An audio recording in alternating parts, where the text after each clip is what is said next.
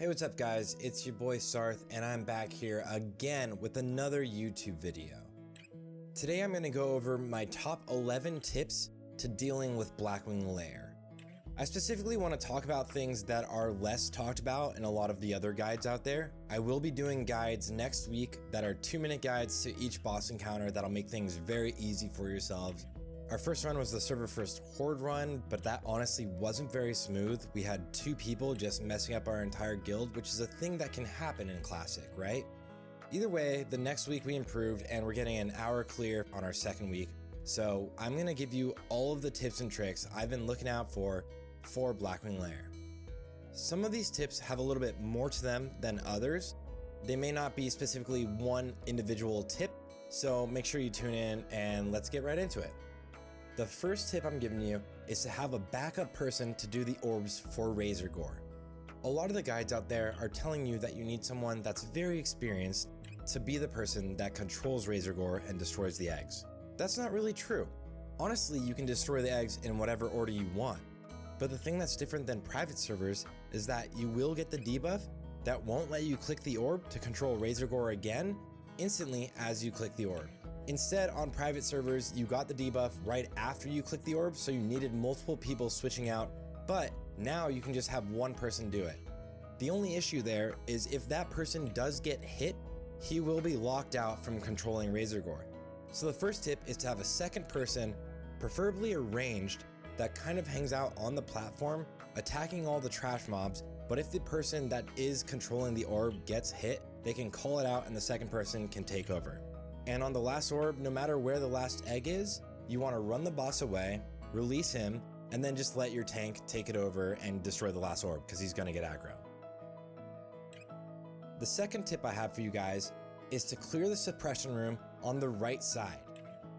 In private servers, you would move up on the left side, and it's actually faster to do it that way because you're moving up in a straight line. But in the Classic client, if you're moving up on the left side, you will aggro the ads on the higher level and they will come all the way down, chaining literally every ad in their path to you. In the very first clears of Blackwing Lair, we all found this out.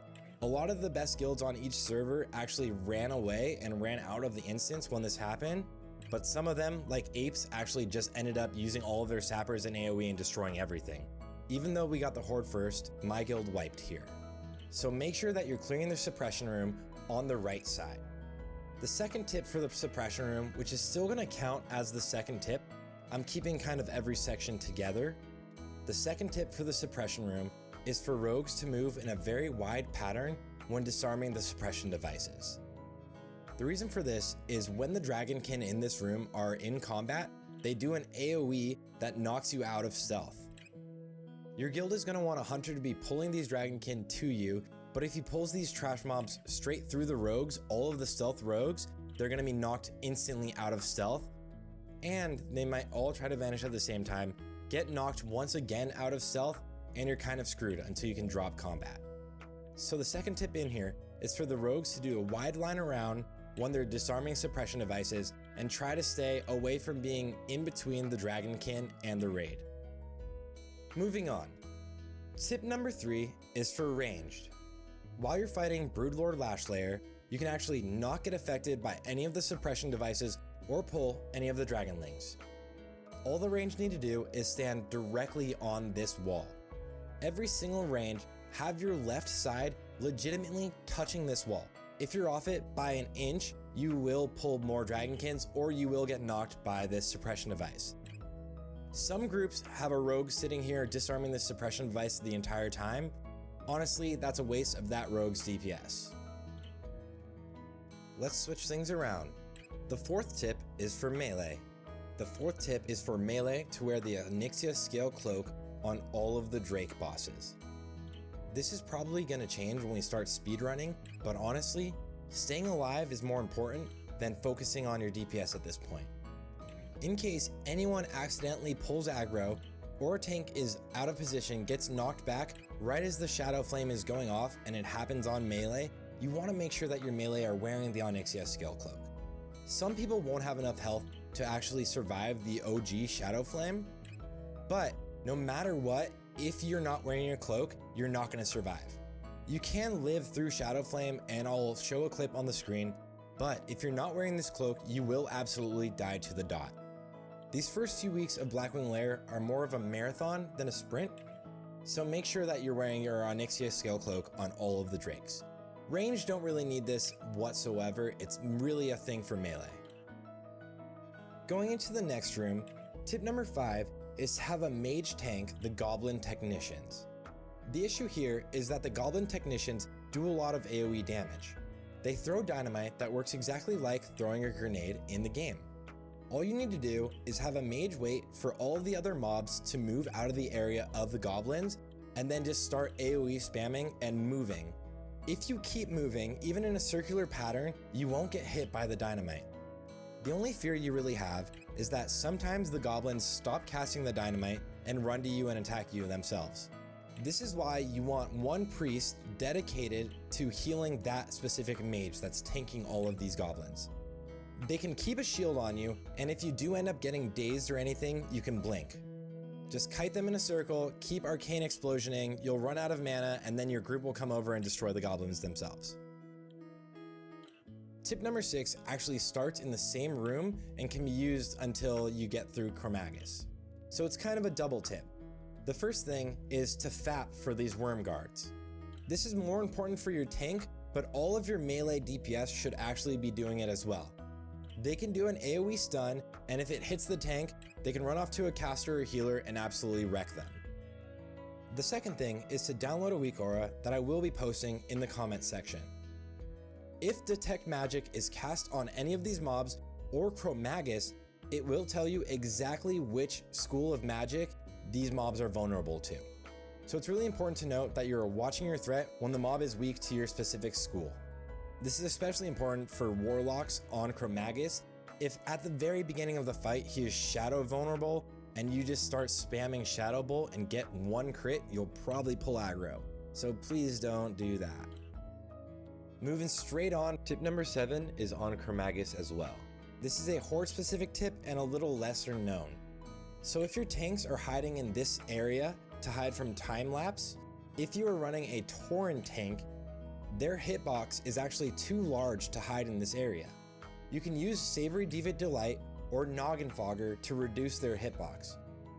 But Tauren male hitbox is 5.5 yards and Tauren female hitbox is 5.2, when every other race has a smaller and uniform hitbox range. You can also combat this by having your off tank run to the same area as your healers and ranged DPS.